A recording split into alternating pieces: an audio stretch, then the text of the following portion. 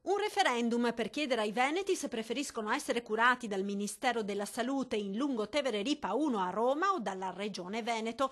Risponde così il governatore Luca Zaia al ministro della Salute Beatrice Lorenzin, che ha definito errore fatale la riforma che ha delegato la sanità alle regioni. Si fa dunque sempre più acceso lo scontro tra Venezia e Roma e tra le tante questioni calde quella della salute, cavallo di battaglia del governatore in questo secondo mandato, riaccende le polveri.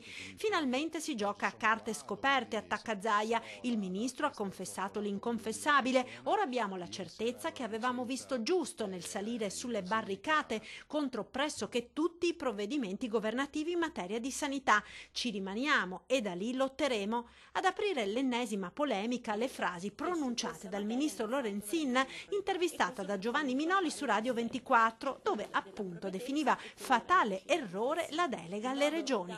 Per me sì. Fatale proprio. Per me fatale. Fatale perché alla fine il risultato lo vediamo. Ad irritare i piani alti di Palazzo Balbis, in primis il fare di tutta l'erba un fascio paragonando la sanità veneta a quella di altre regioni, purtroppo ancora molte, rincara Zaia, dove la sanità non funziona e si sprecano miliardi.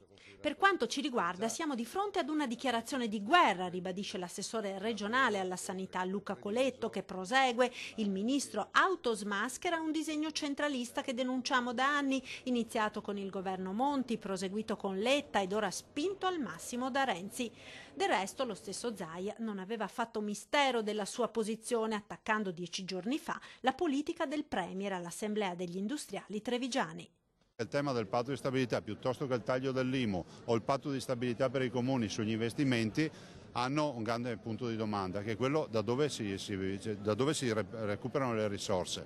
Io ve lo posso già anticipare: si recupereranno direttamente dal fondo della sanità.